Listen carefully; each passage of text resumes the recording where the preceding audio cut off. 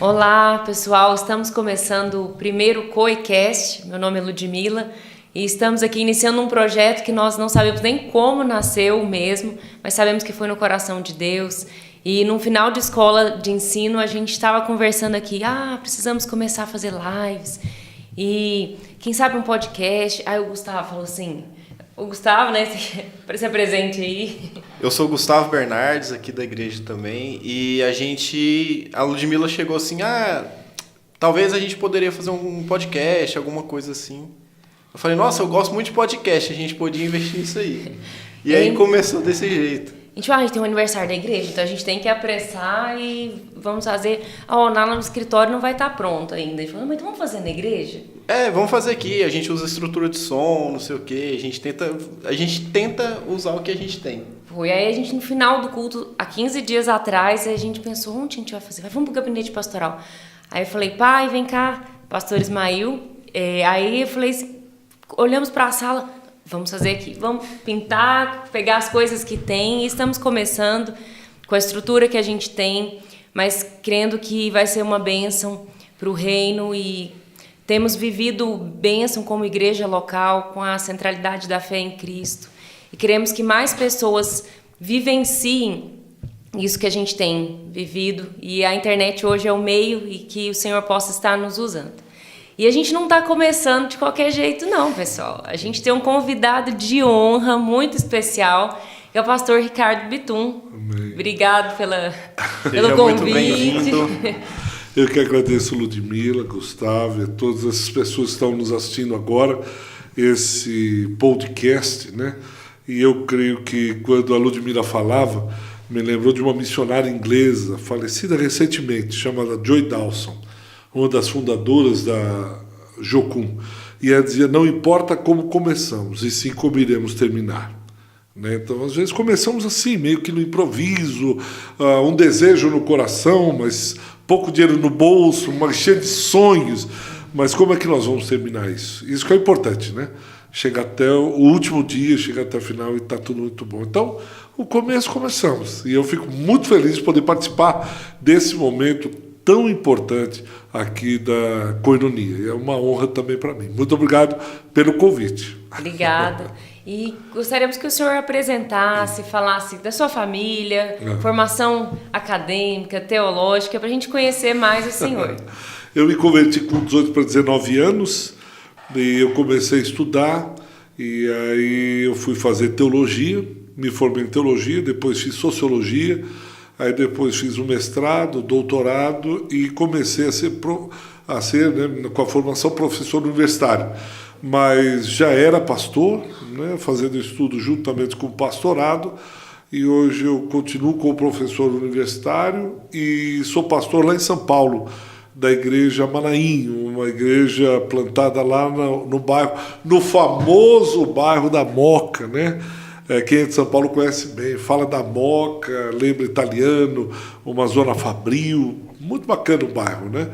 E aí a igreja completa esse mês, agora de junho, 25 anos que nós começamos a igreja. Então, basicamente, essa é a minha história, né? Resumindo em um minuto, uma história de X anos aí.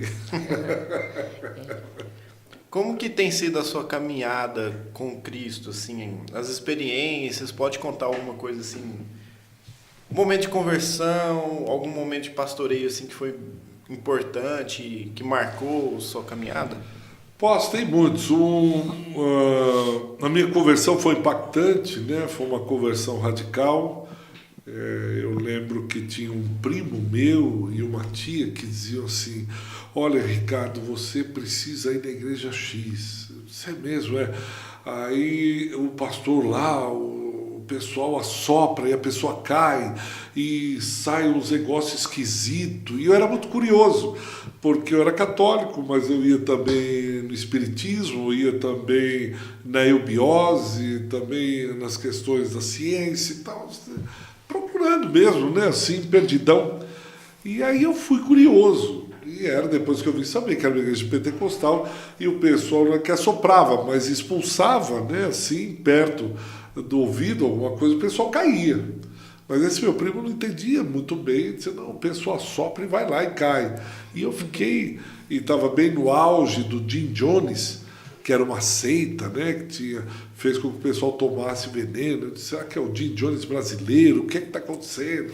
Mas depois lá Jesus me encontrou e aí mudou toda a minha história. Eu estava estudando para medicina, aí larguei tudo para estudar e para missões, fui para missões. E lá foi também muito impactante para mim, lá na região norte, no Amazonas, Pará, depois Manaus, Amazonas, e aí eu evangelizando ribeirinhos. Então foi muito impactante toda essa minha trajetória desde o primeiro dia, porque eu entrei naquela igreja e Jesus me encontrou e eu fui, de lá para cá mudou. A única certeza que eu tinha é isso aqui, eu encontrei. É como se aquela peça de quebra-cabeça que falta. Santo Agostinho que fala, né, que é um vazio no coração do homem da medida que só pode ser preenchido por Deus. E foi mais ou menos isso que aconteceu.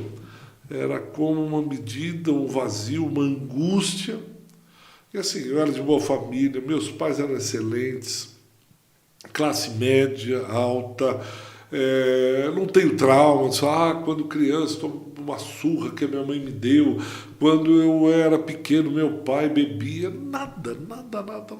Eu lembro da minha infância com uma alegria, com uma saudade, uma coisa gostosa. Mas quando Jesus me encontrou, eu vi quão pecador eu era, a distância que eu estava de Deus, né? E aquilo me impactou, era como se Jesus tivesse literalmente me abraçado. Nossa, agora o mundo faz sentido. Agora eu entendi a existência. Agora eu encontrei o que eu procurava, se é que procurava. Então, a partir daí mudou, literalmente a minha história. Mudou, a medicina ficou esquecida, não era mais aquilo, parece que foi arrancado do meu coração.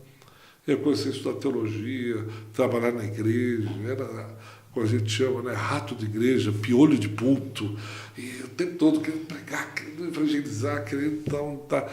Eu lembro do primeiro acampamento que eu fui, e eu lembro que às vezes eu conversava com os crentes, eu disse, acampamento, né, não fazia sentido para eles, mas eu nunca tinha ido no acampamento de crente.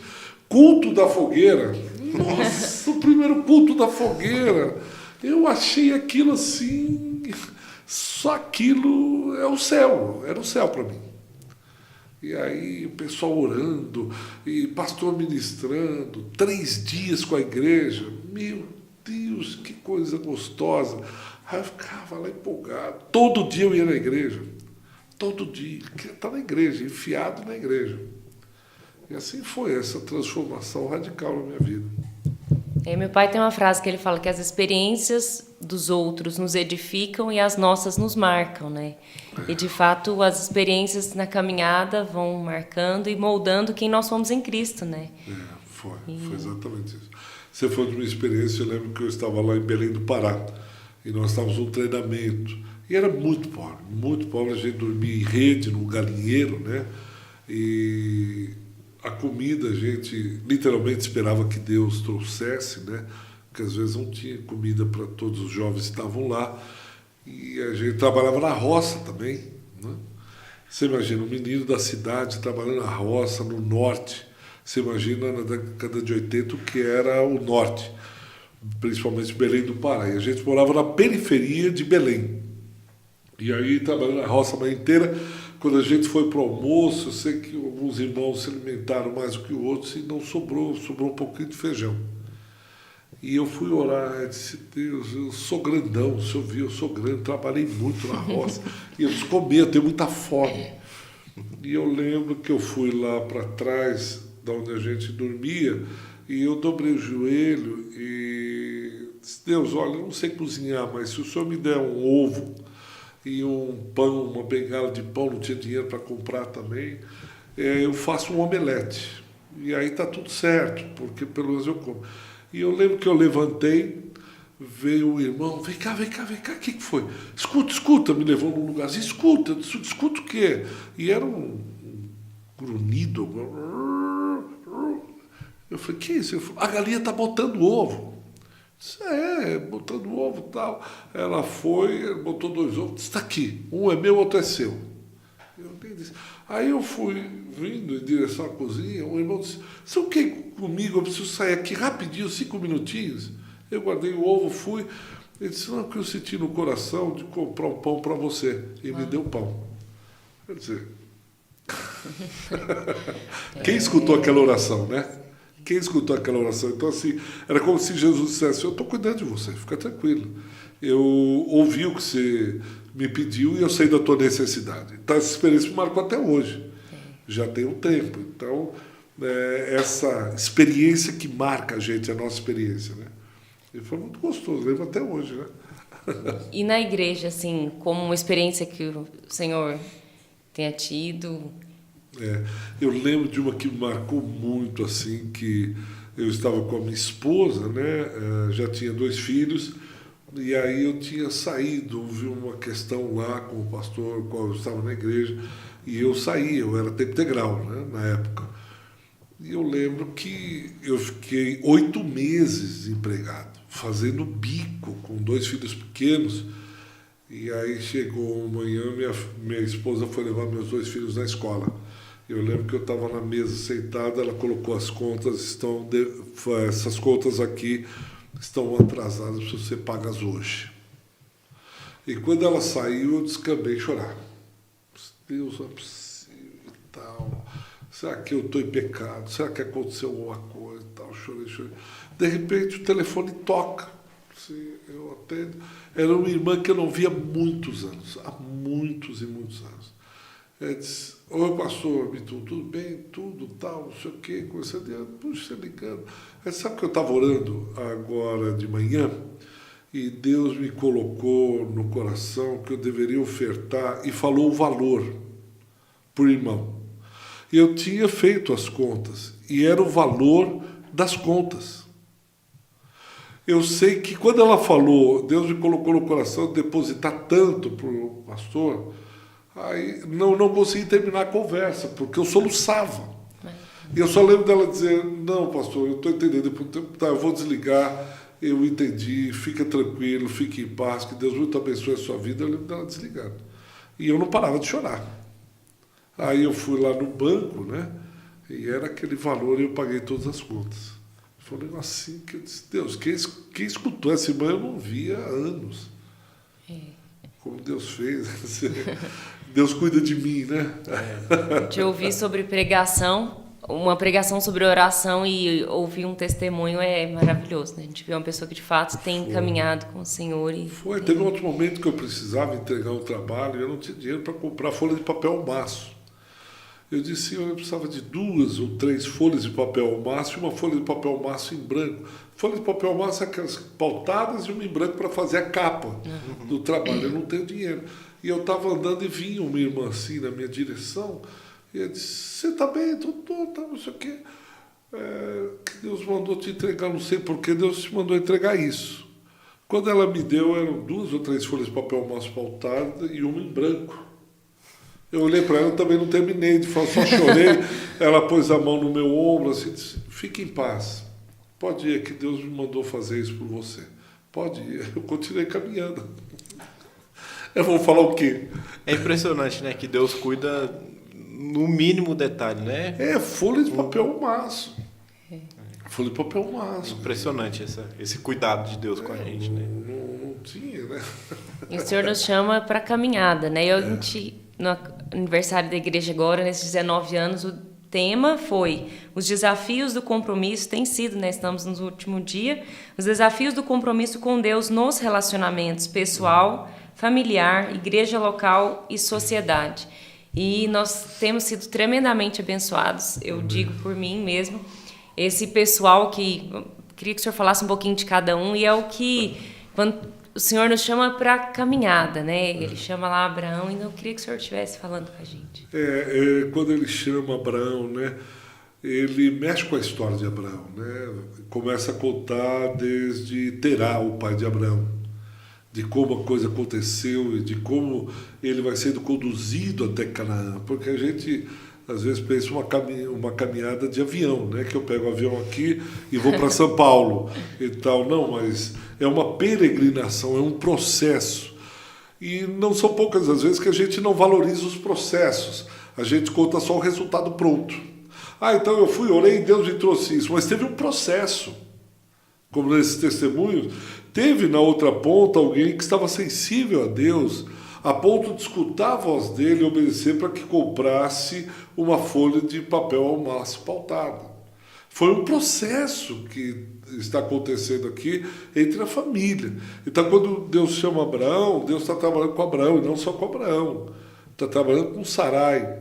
Está trabalhando com aquele que vem e se ajunta no processo, que é Ló, sobrinho, que o pai havia falecido, né? Harã faleceu. Trabalha com Terá, que fica em Harã e não consegue chegar a Canaã. Há todo um processo nos relacionamentos para a vida de Abraão. E esse Abraão, que depois, como eu falei, né, a fome vem, ele vai para o Egito, e lá no Egito ele fica riquíssimo, mas fora da vontade de Deus. Ele fica abençoadíssimo com questões financeiras, mas a mulher da promessa está dentro da casa de Faraó. E aí Deus intervém e tira, né, a Sarai e Abraão do Egito e diz, volta para o altar. Ou, em outras palavras, volta para o caminho. Então esse relacionamento pessoal de Deus com Abraão, que ele chama pessoas para ele, né? Depois a gente trabalhou no sábado de manhã, né, com os casais, o relacionamento de Abraão e Sarai. Depois no sábado à noite,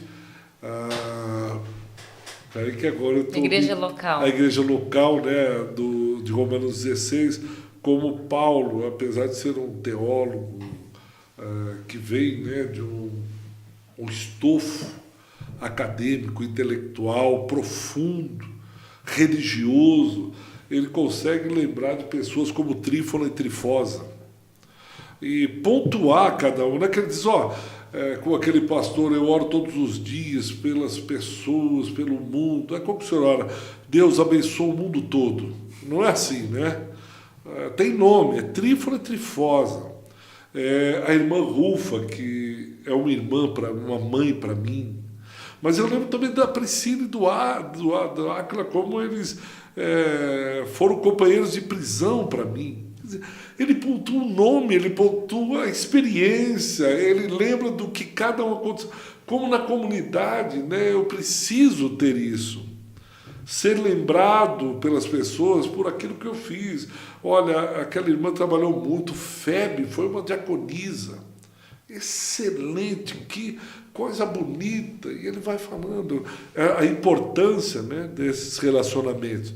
Você vê relacionamentos que marcaram, relacionamentos que as pessoas tiveram entre elas. Ele não está falando do imperador, do faraó, de quem quer que seja. Está falando da Maria, do José, do Pedro, do Augusto, do Gustavo, da Ludmila, gente como a gente.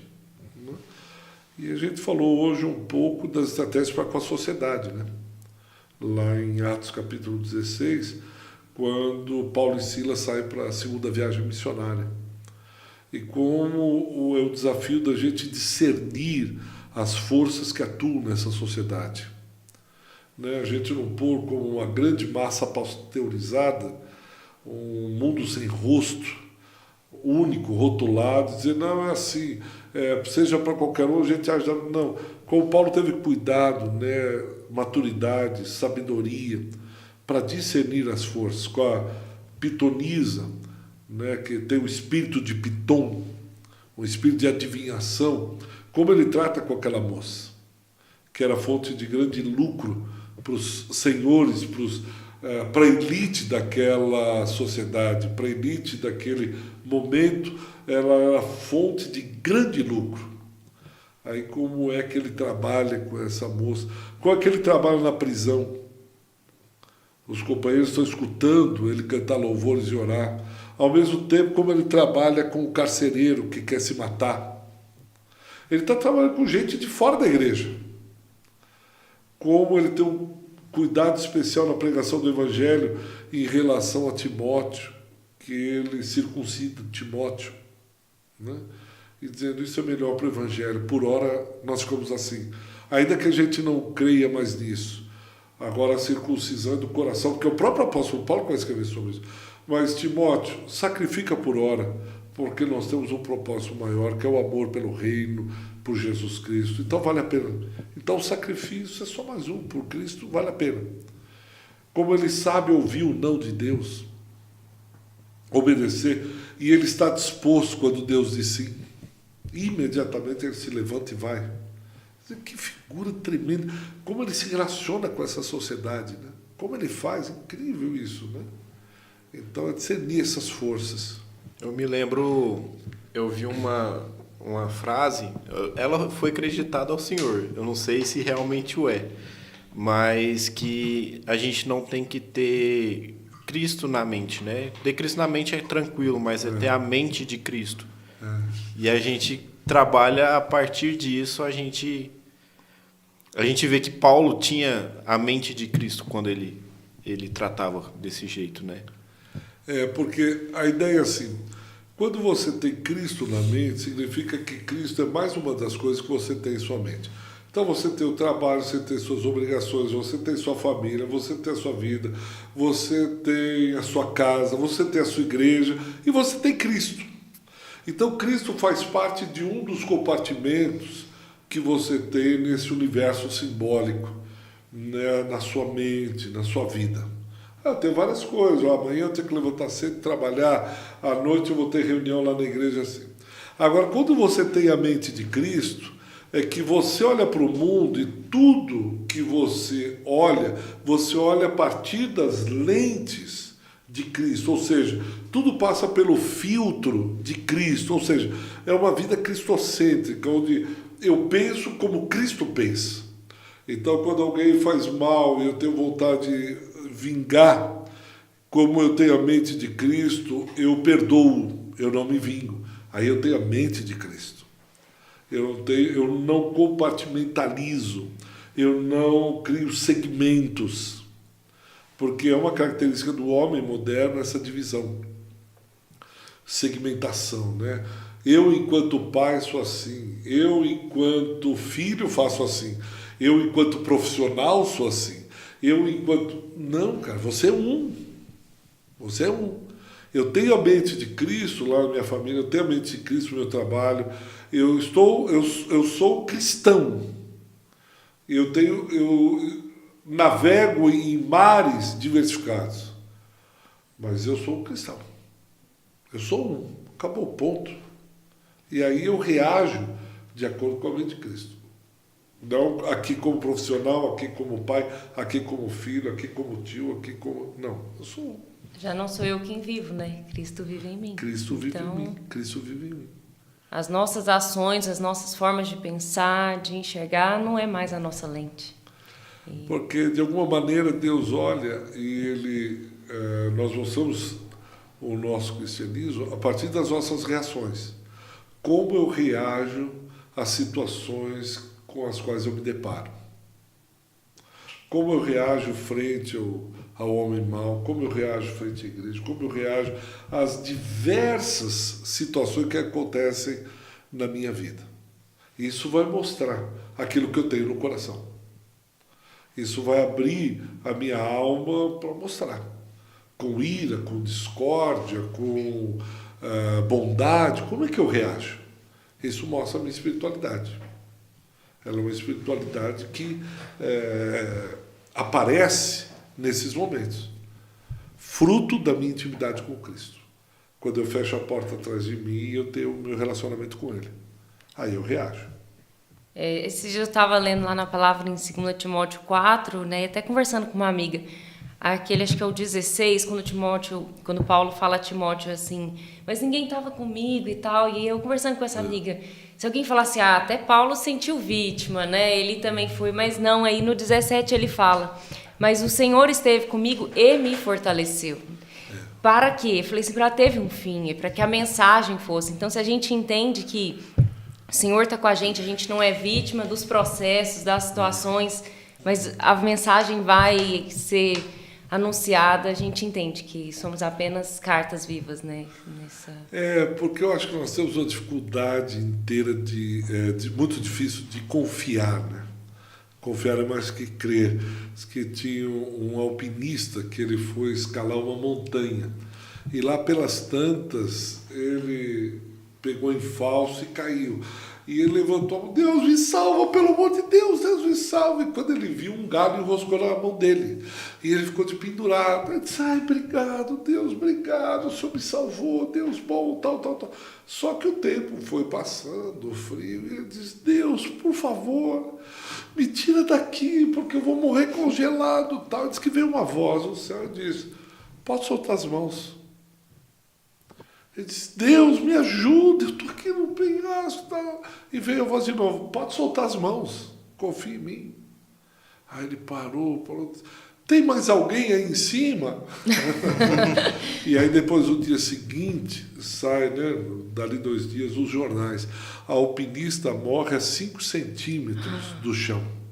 Porque como estava névoa, ele não viu. E Deus disse, pode soltar que ele estava a 5 centímetros, a 1 palmo do chão. E ele morre congelado porque ele não quis largar o galho e não confiou. Se ele tivesse soltado, ele cairia no chão e ele iria embora. Então o problema é a gente soltar o galho. Porque Deus nos salvou num primeiro momento de um determinado modo, a gente quer dizer para ele como ele deve nos salvar, nos livrar, né? Como ele deve conduzir. Não, Deus, deixa que eu explique para o senhor como o senhor deve se portar. O senhor vai pôr um outro alpinista, traz aqui uma corda, um helicóptero, veio o resgate. Deus disse, não é assim que eu vou salvar. Como não? Não, a melhor maneira agora, nesse momento, é isso. E Deus diz, não pode soltar a mão.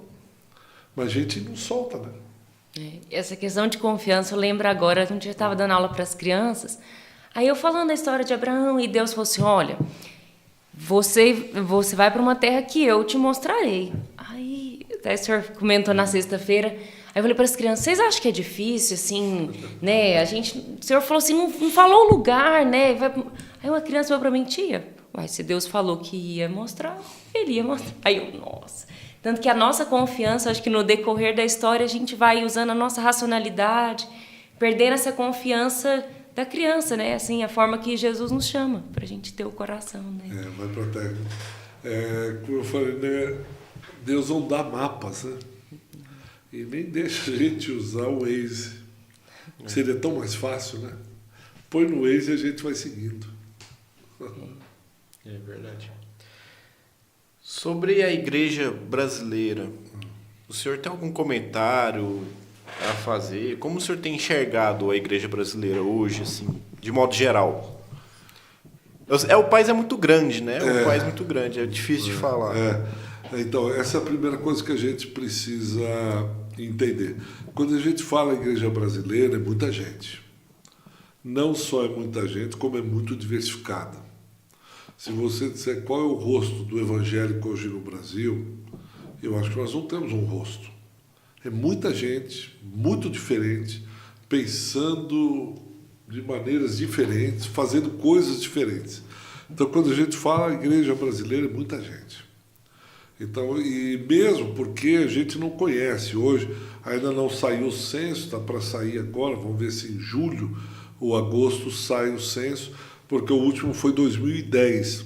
O outro era para ter saído em 2020, mas não saiu, por causa de verbas, de atraso, de um monte de questões. E não saiu, e sabe Deus lá o que vai ser agora, né? De qualquer maneira, alguns estão estimando aí 50 a 60 milhões de evangélicos. Outros superestimam de 80 a 90 milhões. São 220 milhões, né, de Brasil, 210 milhões, então eu não sei se nós vamos passar os católicos, os últimos eram 78%, né, de 67% de católicos, né, nominais, mas são católicos. Então não sei exatamente, mas é muita gente, o fato é que é muita gente. Bom, a partir daí a gente percebe que cada vez mais você vai tendo segmentos, feudos, né? E literalmente, acho que feudo, essa feudalização da igreja, onde você tem denominações pensando e vivenciando, e dentro das denominações, os próprios conglomerados aqui que pensam de um determinado jeito, de uma determinada maneira, e você vai tendo, né, cada vez mais esses nichos, esses segmentos, esses compartimentos, Que eles pensam de um jeito, fazem de uma maneira e fazem. E mesmo as denominações, hoje ele sai da denominação e começa a pensar do jeito que ele quer e monta a sua própria denominação. E assim vai indo esses feudos. E aí cada um deles está pensando de um jeito. Cada um deles está fazendo de uma maneira. Então, quando eu estou tomando cuidado de falar, porque a gente está pensando grosso, né? Está pensando assim, um rascunho. Não é nenhuma foto, é um rascunho de alguma coisa que a gente diz ser evangélicos. Então, dessa grande massa disforme que a gente vê, parece que se apressam rapidamente para uma tendência que a gente viu na igreja norte-americana, ou vê na igreja norte-americana. Alguns indo mesmo para aquele culto show. Você vai a algumas igrejas, né, e são shows mesmo, então grandes eventos, um gospel pop, então um negócio pop legal, dinâmico, a moçada ativa, etc, etc. Estão indo por esse caminho, e com isso eu não estou aqui ajuizando, né, dizendo, eles estão errados, eles vão para o inferno, eles estão desviados, nada disso. Eles tomaram esse caminho. Outros que estão indo para um caminho mais radical, fundamentalista, e assim trazendo de volta o rigor, né? Isso eu vejo tanto no pentecostalismo como nas igrejas históricas. Um grupo que está indo para os evangélicos da década de 40, 50, mais radicais, mais fundamentalistas, na indumentária, nos costumes, na tradição, na maneira de ser, alguma coisa que foi vivenciada na década de 40, 50. Então estão radicalizando, de alguma maneira, para contrapor esse pessoal que está indo para frente. E uma grande massa que está andando aí, tentando se equilibrar entre esses dois caminhos. Meio que um jogo triádico, onde eles estão olhando assim e tentando se encontrar nisso, olhando para aqueles que foram e dizendo que eles foram muito longe. E olhando para trás e dizendo, mas esses caras deram uma marcha ré aí e estão tentando andar. Porque esses que estão aí, como se eles estivessem dirigindo, olhando para o retrovisor. Fazendo teologia, liturgia da igreja, tal, dirigindo, olhando para o retrovisor, só o passado. Outros que só estão olhando para um futuro que, como igrejas que, né, o ano passado já transmitiram seus cultos no metaverso. Vocês estão começando a fazer podcast, o cara fez o culto no metaverso. As pessoas entravam e você só tinha avatar no lugar do culto, e o pastor com o seu avatar, e ele celebrando tudo virtualmente, como se estivesse na igreja. Você imagina o que é isso. E aí a gente falando em transmissão de culto. Que é como se a gente estivesse usando o retroprojetor, e eles dizendo, nós estamos comprando o nosso segundo ou terceiro LED. Mas não é transparência que a gente põe no retroprojetor? Vocês lembram o que é retroprojetor? Lembra, a gente já teve. Mimeógrafo, retroprojetor, e eles falando em LED. Mas o que o senhor acha assim, que produz arrependimento, ou é importante que o evangelho seja pregado? E qual que é a visão do senhor agora, pessoal mesmo disso? Particularmente, eu acho que tudo bem de avançar, mas discernam até que ponto isso corrobora com o Evangelho e até que ponto isso vai trazer um prejuízo à igreja. Então, por exemplo, quando a gente fala de uma igreja virtual, o Evangelho é vivenciado presencialmente. Porque o meu medo é que a gente cometa o erro de inverter a mensagem do Evangelho. O prólogo de João, capítulo 1, ele vai dizer que o verbo logo se fez carne. Então aí o processo é da encarnação. Nós encarnamos, como nosso Cristo, nós encarnamos a palavra, o Evangelho. E a minha preocupação é que a gente tente inverter isso. A carne se fez espírito. Então, tanto um grupo quanto o outro tenta ao máximo espiritualizar e viver como se eles não tivessem corpo, carne. E esse mundo virtual, ele desencarna a mensagem do Evangelho no sentido de que não há gente palpável, não há gente de carne e osso. Nós fazemos o processo contrário, desencarnando. Então não há gente para você pegar. Não há gente para você falar, a não ser intermediado por um aparelho, intermediado por uma plataforma. Então eu não vejo, eu não sei como é a sua cozinha, a não ser aquilo que você posta no YouTube, que você posta no seu Instagram. Mas eu não sei como você trata a sua mulher, porque certamente você não vai estar brigando com a sua mulher e filmando e dizer, oh, isso aqui cabe no Instagram. Você vai pôr só o lado bonito da vida. Até o lado que é natural, ele é planejado. Então, a gente dá uma aparência de normalidade, e é isso que as redes trazem. O tempo todo você tem que trazer uma aparência de normalidade, ou de alegria, ou de sucesso, mas seja natural. Mas o Evangelho não é assim. Eu preciso estar com você quando você está chorando, a gente está orando junto e essas coisas não deram certo. Mas você imagina você colocar assim, poxa, eu fracassei nisso, eu errei ali.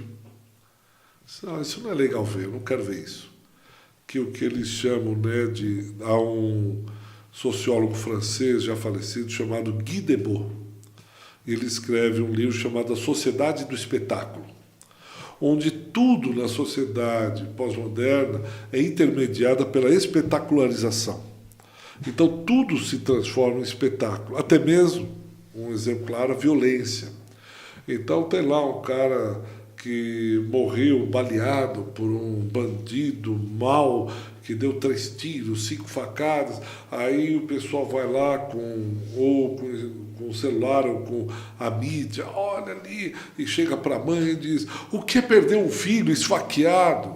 O que a senhora está sentindo agora? Às vezes eu fico imaginando, o que ele espera? Qual a resposta? Não, eu estou bem, meu filho morreu, eu amava muito esse meu filho, mas você vê aí, tiraram até a cabeça dele. Olha, filma lá o olho, tá vendo? Arrancaram o olho, mas eu como mãe, eu estou bem, eu confio em Deus, isso acontece mesmo, né? Um dia meu filho tinha que morrer. Poxa, é aquela mulher chorando, né? Aquela mulher sofrendo, disse, não, fala pra gente. Acho que ela está sensibilizada, não pode falar agora. Meu Deus, para que você está jogando essa violência? Para que você está filmando o olho dele caído? Por que essa poça de sangue? Qual é a razão disso? Mas eu tenho que o tempo todo espetacularizar. Porque aí os relacionamentos são mediados agora pela espetacularização dos fatos, não pelos fatos. Porque é isso que chama atenção. Então, qual que é a minha preocupação? Da igreja tomar esse caminho. O caminho do espetáculo. Onde aquilo que aparece não tem nada a ver com a realidade. A dor não aparece. O erro não aparece, o fracasso. A ferida não é exposta. É exposto, estamos avançando, glória a Deus e tal. Poxa, eu quero vivenciar um mundo que ele não existe. Essa mensagem ser dourada, essa mensagem ser manipulada. Porque agora você trabalha com a mensagem, mas via mídia, via câmeras, via redes. O que você vai passar? E essa questão hoje é tão séria, a gente conversando lá no trabalho, o filtro do Instagram, né? E o pessoal fala assim, nossa, eu tenho uma filha que tem 2 amigas. Elas tiram as fotos todas pelo filtro, parece que elas são idênticas. Então, assim, hoje as pessoas estão vivendo por um filtro, né? Isso já está no pessoal, e se as igrejas cada vez começarem isso, vai ter um filtro, todas vão ser iguais, ninguém sabe o que é. O que é real e o que é virtual? O que é realidade? E o Evangelho, quando ele vem, ele expõe a realidade. Quer dizer, esse mundo que você acha que é o mundo, tal, você vai nascer, trabalhar e morrer, não é. Tem um outro mundo. Tem uma outra realidade. O homem, por mais bonzinho que ele seja, ele é pecador. Dentro dele é um terror. Olha, o homem é um fracasso. Ele não pode se salvar sozinho. Essa é a realidade. O Evangelho abre, né? Ele tira toda a ideologia, ele tira todo o véu, ele tira toda a máscara. Ele diz, você tem que estar nu, despido diante desse Deus. E aí o Evangelho é a mensagem, decreta o seu fracasso, a sua falência. Que é o arrependimento. Quando eu olho e diz, eu fali. Agora eu entendi que eu não posso chegar até Deus. Aí Cristo veio e diz, mas eu morri por você. Você pode se achegar a Deus, mas só tem um caminho. Só um caminho, que é Cristo. Você quer vir? Pode vir por esse caminho. Mas quando o homem decreta a sua falência, ele entendeu que não é por obras para que ninguém se glorie. Não é o meu esforço, não é o meu trabalho. Não, é graça. Maravilhosa graça. Aí eu olho e digo, então eu não posso, Jesus diz, agora você entendeu. Eu não tenho como chegar. É isso. É isso, filho, entendeu? Por isso que eu estou aqui. Ah, Deus, por isso que o Senhor enviou. Porque senão você não conseguiria sozinho. Vem. Agora, quando eu vou para as mídias, eu posso correr o risco de mostrar um mundo colorido. Senão, não vamos dizer para ele o que ele é. Diz que ele é um cara legal. Diz que ele pode. Diz que ele é o melhor. Diz que... tal. Aí eu chego lá, depois você diz, olha, eu disse aquilo. Mas, na verdade, Ludmila, você não presta. Peraí, que é isso? Eu vou para o Código do Consumidor.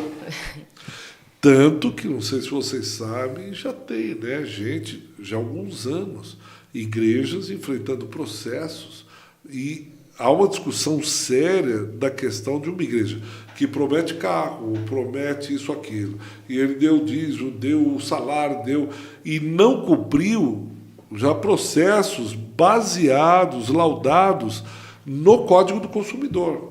Ele me ofereceu um produto que eu paguei, eu dei o dinheiro e alguns já estão ganhando na justiça.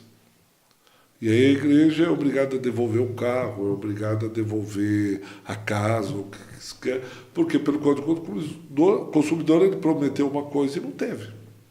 Que loucura. É loucura, não é? É loucura. Porque você prometeu, você foi no rádio, na TV, nas redes, e disse que Deus ia me dar isso, que Deus ia me dar aquilo, eu dei tudo que eu tinha e não recebi. E o pastor não pode falar cobra de Deus, né? Não, você cobra Deus porque ele falou que... Não, o senhor falou que ele ia dar. Você disse para mim que se eu desse o meu primeiro salário, ele me daria. E não deu. Código Consumidor neles. Nem imaginava que tinha essa realidade, não. E uma coisa que o senhor falou também esses dias foi quão terrível é quando a vida do cristão vai dando tudo certo, né? E quando ele está fazendo tudo errado. Comentem um pouquinho pra gente. É o que foi na vida do Abraão, né? Ele vai para o Egito, ele mente, ele deixa Sara lá com o faraó, e aí o versículo seguinte diz que ele teve jumentos, ele teve cabras, ele enriqueceu por conta de Sarai, sua mulher. Ele negociou a mulher. E deu tudo, ele estava vivendo lá, riquíssimo no Egito. Então a pior coisa que pode acontecer na vida de um cristão, na vida da comunidade, é quando o cara está desviado, faz tudo errado e dá certo. Dá certo aos olhos de quem? Da sociedade. Todos aqueles que estão olhando e dizendo, o cara trocou de carro. Já é a terceira casa que ele compra. Ele não sai de Miami. Está negociando um apartamento agora em Miami. Olha aí, ele casou bem. Os filhos agora estão estudando na França. E você sabe que é um crente meia boca, né? Um crente que você diz, meu Deus, isso não é nem carnal, isso é um desastre. Isso enfraquece, né? Aqueles que olham e dizem, poxa, então também posso fazer o mesmo. E eu estou sendo fiel aqui, estou pagando minhas contas com sacrifício, eu estou sendo fiel e as coisas não estão acontecendo e tal. Isso é terrível. E aí, principalmente, né, a teologia da prosperidade, quando ela vem e promete mundos e fundos. Você nasceu para isso, você nasceu para crescer, você pode ter isso, tal. E você está atraindo pessoas, não por causa do Evangelho, mas aquilo que o Evangelho pode dar. Os benefícios e benesses que o Evangelho pode trazer.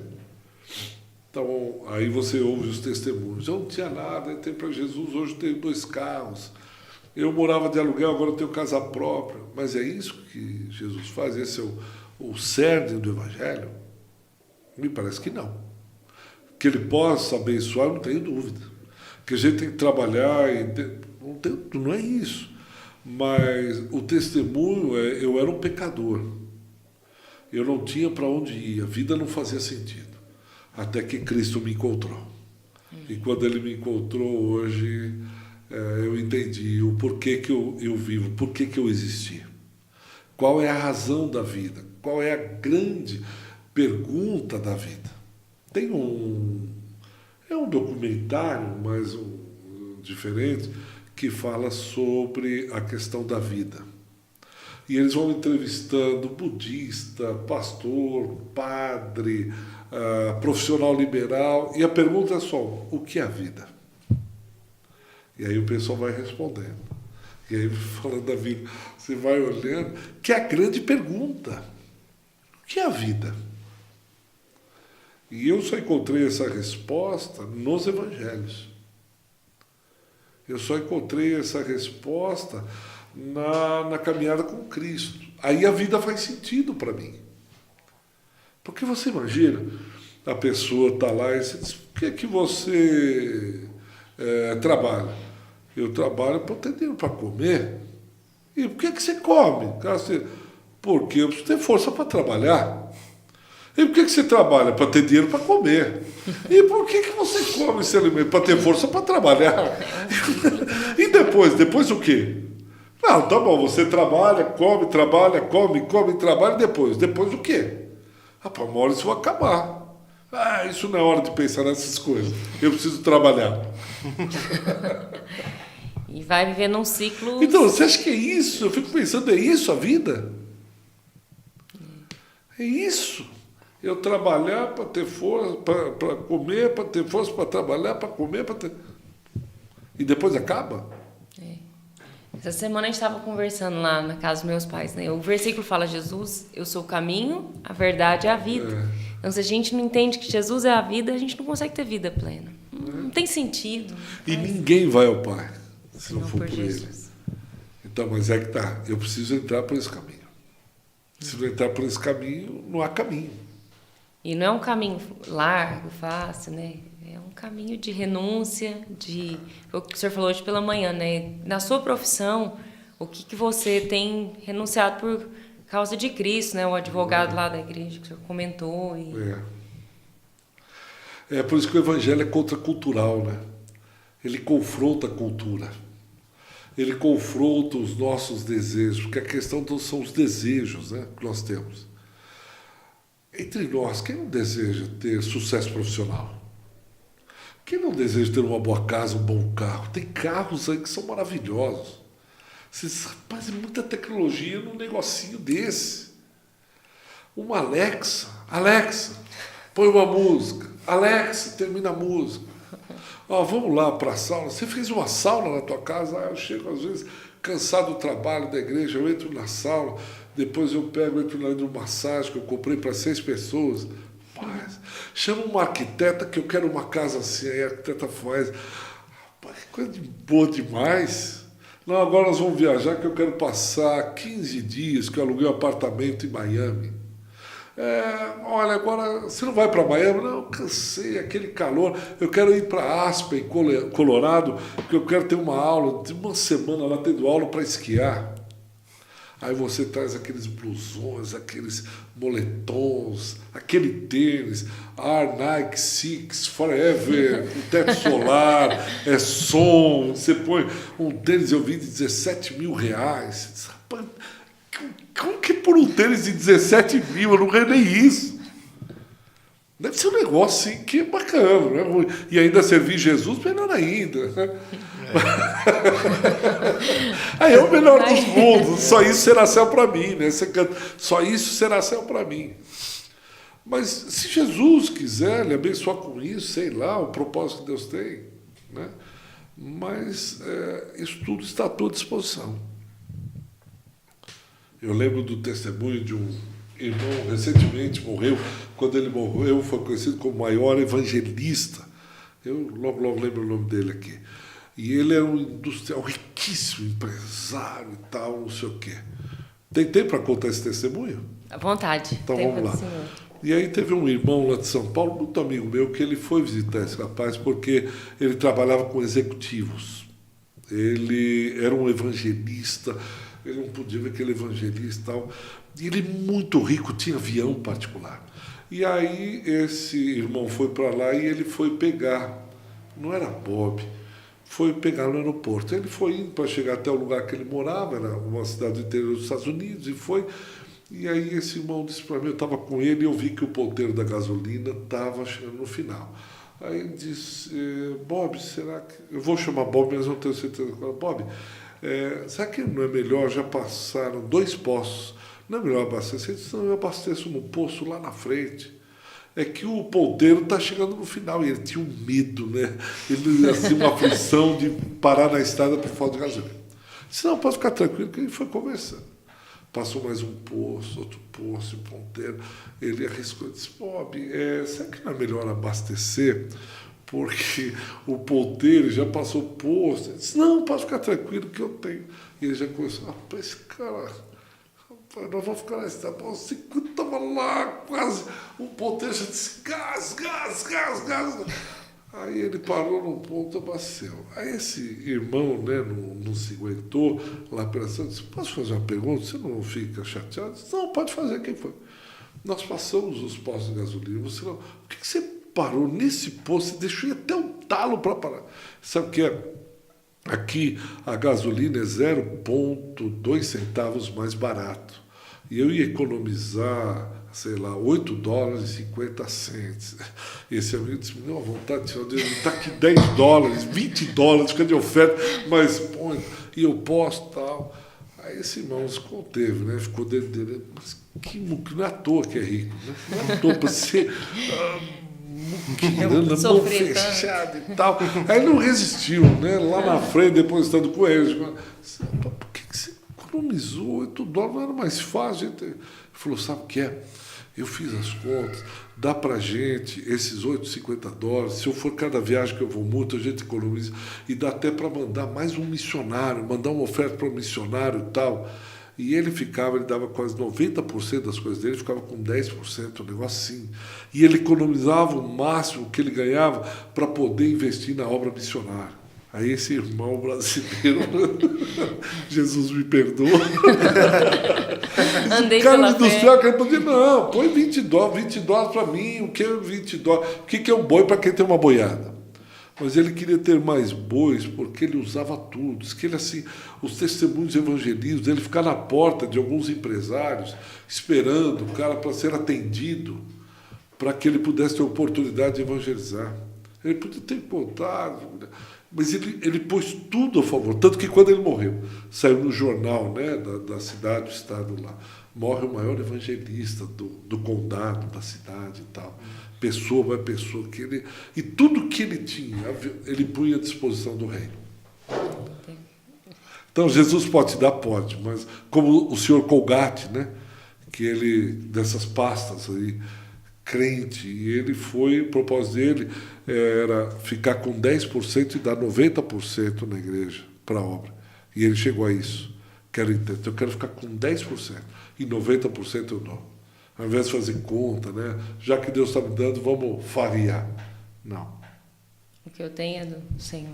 Em relação a dinheiro, um dia eu vi uma frase aí falando que herança é o que você deixa para alguém, né? Para os seus filhos. E legado que você deixa neles. E em cima disso... As marcas, né? Que você tinha falado. Então, o que o senhor tem visto como o seu legado? O que o senhor quer deixar para os seus filhos, para a sua igreja? E o senhor tem lutado por um ensinamento para deixar? Eu até falei isso um dia desses lá na igreja, falei para os meus filhos, um legado que eu queria deixar que estivesse na lápide, né,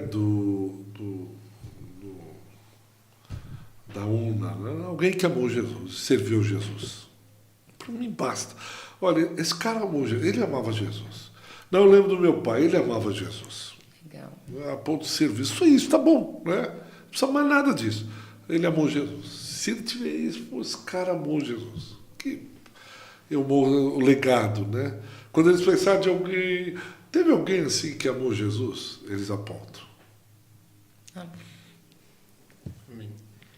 Para a gente ir caminhando para o final, tem algum versículo da Bíblia que acompanha a sua caminhada, que você gostaria de deixar uma mensagem assim para a gente poder ir finalizando? Não sei se teria mas tem muitos assim. Tem...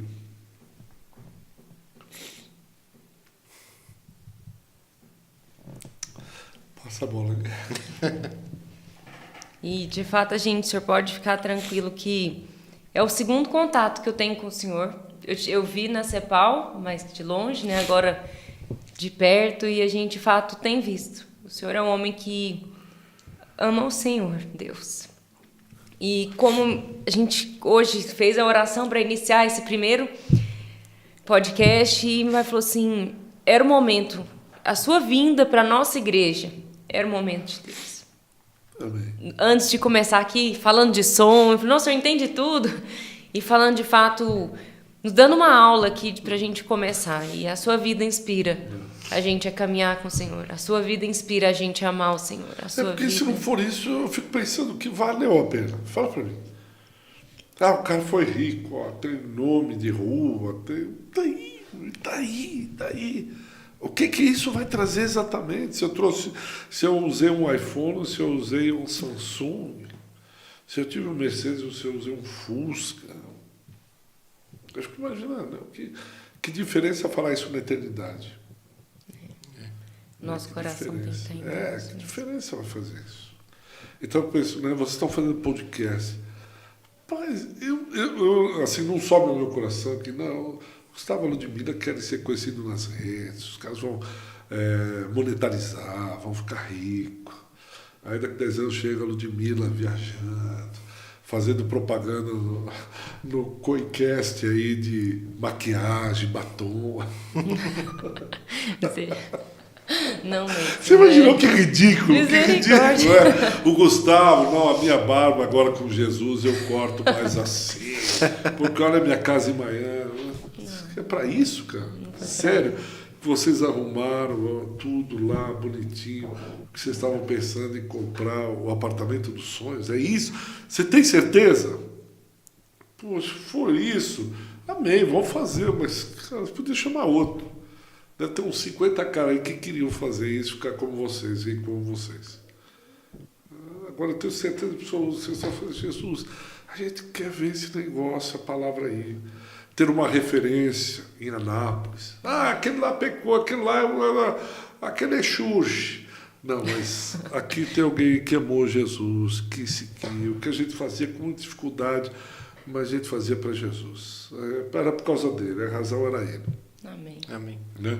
Com o Zizendorf, eu coloquei até no convite de casamento meu. Ele dizia assim, tem uma paixão, ele, somente ele. Que Simples, né? Cara que tinha uma fortuna e pôs tudo à disposição. Quando foram falar com o Conde Zizendorf, entraram no palácio. Nossa, mas aqui cheira como se fosse o estábulo. Porque ele põe os empregados, os funcionários, todo mundo lá para estar orando, buscando. Então os caras vinham do estábulo mesmo. E o palácio o pai deixou e que ele pôs à disposição do reino. Então cheirava estábulo. E a gente fica pensando, né? Gozado, né? Meu Jesus também. Ele também nasceu no estábulo, ele cheirava ovelha. Coincidência, né? Que fragrância gostosa. Então, cheira estábulo, que bom, né? Eu conheço alguém que nasceu lá. E a gente partindo agora para o fim, a gente nem sabe se isso acontece ou não em podcast, mas a gente queria que o senhor orasse pela gente. Para nosso início. Acontece aquilo que vocês entenderem de Deus tem que acontecer. Para que o Senhor, de fato, Deus esteja... Ele tem enxergado o nosso coração. Amém. Graças a Deus por isso. Ele que foi conduzindo isso. E a gente não sabe a proporção que isso vai tomar, mas o que o reino avance. Amém. Pai, graças a Deus, a razão disso tudo é o Senhor. Amém, Jesus. Saiba que é por causa tua mesmo. Sim, obrigada. E é isso que nos move. É isso que faz com que a gente exista. É por tua causa. O Senhor é a razão de tudo que fazemos. Graças a Deus por isso. Amém. Que o Senhor preserve o nosso coração encharcado da graça bendita de nosso Salvador. Que o Senhor abençoe, como tem feito até aqui, a caminhada dos teus filhos. Amém. Que o Senhor os encha do Espírito Santo. Que o Senhor os conduza, os guie, como tem feito até aqui. E que seja algo que tire um sorriso largo dos teus lábios. Amém. Quando a Ludmila, o Gustavo e todos os envolvidos por esse projeto, daqui 1 ano, 6 meses, 10 anos, independente, eles possam olhar para os céus e terem a convicção de que agradaram o Senhor. Amém. De que eles o contemplem feliz, alegre, por aquilo que eles estão fazendo aqui para o Senhor. A ponto de, no último dia, eles poderem escutar: servo bom e fiel. Fosse fiel no pouco, sobre o muito te colocarei. Vinde, benditos do meu Pai, e entrai para a morada que eu mesmo vos preparei. Amém. Entrai para o gozo do teu Senhor. E eles, junto com os teus filhos, estejam sentados à mesa, celebrando as bodas do Cordeiro. E eles olhem para quem está lá na cabeceira da mesa, aquele que está com as mãos furadas, com a coroa, e saibam que tudo o que fizeram foi por causa dele. Amém, Jesus. O Cordeiro Santo de Deus, e possamos nos alegrar durante toda a eternidade. Essa é a razão de tudo isso. Saber que um dia estaremos com Ele face a face. Viveremos com Ele por toda a eternidade. E gozaremos da sua doce presença. Seja assim, Senhor. Que esse seja o principal desejo, a razão principal de tudo que fizemos. Amém, Jesus. Oramos em nome dele, o nosso amado Jesus. Amém. Amém. Obrigado pela... Amém. E queremos deixar uma lembrança, uma caneca para o senhor estar lembrando, orando pela gente. Estou vendo que eu gostei dessa caneca. Aleluia. Está lembrando. O senhor foi o pioneiro, nosso primeiro convidado. Fazendo história. Muito obrigado. Coração mesmo. Obrigada. Esqueci teu nome. João Pedro. João Pedro, com Daniel, não sei porquê.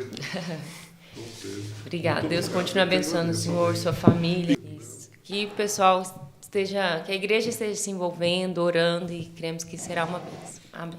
Deus esteja abençoando todos. Até a próxima. Não esqueçam de dar o joinha, não esqueçam de divulgar, não esqueçam de pôr nas suas redes, não esqueçam de propagar isso. Não por minha causa, mas é que isso vai ajudando a crescer cada vez mais, tá bom? Faça parte do processo de crescimento desse podcast, tá bom? Deus abençoe. Tchau.